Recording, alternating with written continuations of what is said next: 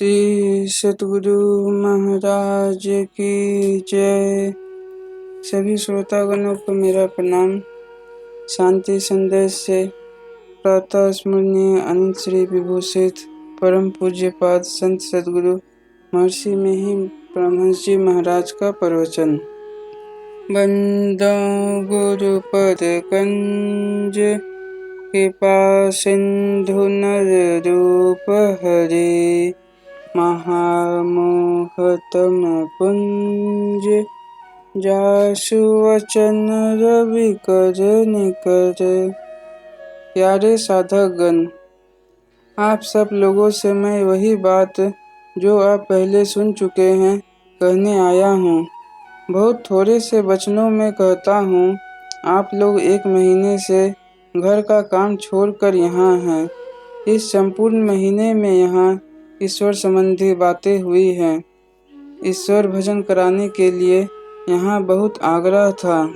भजन कराने के लिए यहाँ समय निश्चित कर दिया गया था और समय समय पर भजन करने के लिए अवसर दिया गया था, जिसमें प्रतिदिन 5 घंटे ध्यान करने के लिए थे और 3 घंटे तक सत्संग वचन होता था। यानी 5 बार ध्यानाभ्यास और 3 बार सत्संग होता था। ध्यान का सत्संग वचन से बहुत सरोकार है, इसलिए प्रतिदिन सत्संग वचन भी थोड़ा होता है। आप ईश्वर संबंध का ज्ञान ना भूलें।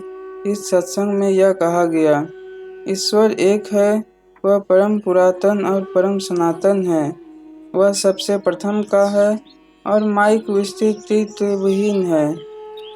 माइक विस्तृत तत्व में ऊंचाई, गहराई, लंबाई, चौड़ाई और मोटाई होती है। यह माया के विस्तार का ज्ञान है। ईश्वर ज्ञान में यह विस्तार नहीं है। इसलिए ईश्वर सर्वव्यापक होते हुए भी माइक विस्तृत तत्व विहीन है। वह इतना सूक्ष्म है कि उसकी सूक्ष्मता के बराबरी में यहाँ के किसी पदार्थ की मिसाल दी जाए सो नहीं। इसलिए निरूपम न उपमा, आन राम समान राम निगम कहे। गोस्वामी तुलसीदास के ज्ञान में ऐसा है और कबीर साहब के ज्ञान में, जस कथिए तस होत नहीं, जस है तैसा सोय, कहत सुनत सुख उपजे, अरु परमारथ होय। इसलिए कहा सुना जाता है, लेकिन वह कहने सुनने से बाहर है। गोस्वामी तुलसीदास जी ने लिखा है, राम स्वरूप तुम्हार वचन अगोचर बुद्धि पर, अविगत अकथ अपार, नेति नेति नित निगम कह। सबसे पूर्व का यही है, इससे पूर्व का कुछ नहीं हो सकता, इसकी बराबरी में कुछ नहीं हो सकता। अपने देश में जो वैदिक निज धर्म है सो वो ईसाई वो इस्लाम का जो धर्म है उसमें भी ऐसा ही है। वे भी आस्तिक धर्म है। संतों को पता लगा कि जब तक ईश्वर का प्रत्यक्ष ज्ञान नहीं होगा तब तक परम कल्याण नहीं होगा। ईश्वर कैसे मिलेंगे? भजन करो। भजन कैसे करो? जिससे उसकी ओर जाना होगा। जाएगा कौन? शरीर नहीं जाएगा, चेतन आत्मा जाएगी। मन के सहित पहले चेतन आत्मा जहाँ तक जा सकती है जाएगी। मन के जाने की सीमा जहाँ समाप्त हो जाती है उसके आगे चेतन आत्मा अकेले जाती है। हथरस के तुलसी साहब ने कहा है, सहस कमर दल पार में मन बुद्धि हिराना हो, प्राण पुरुष आगे चले सोई करत बखाना हो। प्राण पुरुष चेतन आत्मा को कहते हैं। वही आवरणों को पार कर ईश्वर को पाकर सारे दुखों से मुक्त हो जाती है। इस गति तक पहुँचने का अवलंब स्वयं ईश्वर देता है। उसका प्रत्यक्ष और उसका शब्द अवलंब है। उसके प्रकाश को पाने के लिए कैसी दृष्टि बनाओ? संतों ने कहा, सूक्ष्म दृष्टि बनाओ। आँख, पुतली, डिंब को दृष्टि नहीं कहते हैं, देखने की शक्ति को दृष्टि कहते हैं। यह तो पतली है ही, फिर ऐसी सूक्ष्म करो कि एक बिंदुता प्राप्त हो जाए। तब प्रकाश अवश्य मिलेगा। पहले उषा काल में सूर्य का ही प्रकाश है, फिर भी सूर्य का दर्शन नहीं होता, पीछे होता है। उसी तरह अंतर ज्योति का दर्शन करने पर ईश्वर का दर्शन नहीं होता। इससे ईश्वर की ओर बढ़ने के लिए उत्साह मिलता है, साहस होता है, फिर और प्रकाश मिलता है, तब ईश्वर की ओर बढ़ने को और अधिक उत्साह मिलता है। यह प्रकाश अंत तक नहीं पहुंचा सकता, इसलिए नादान अनुसंधान करने के लिए संतों ने कहा है। इसको साधु संत लोग नाम भजन या सूरत शब्दयोग भी कहने लगे। गुरु जो मंत्र देते हैं वह भी नाम भजन है और अंतर्नाथ का भजन भी नाम भजन है। इस तरह नाम भजन करते हुए एक केंद्र से दूसरे केंद्र तक पहुँचते हुए ईश्वर तक पहुँचा जाता है, क्योंकि आदि में शब्द ईश्वर से उत्पन्न होता है। वेद में इसको विश्वजन्या कहा है। वेद में जब है ही तब उपनिषद में क्यों नहीं होता, और संतवाणी तो इसी की किताब ही है।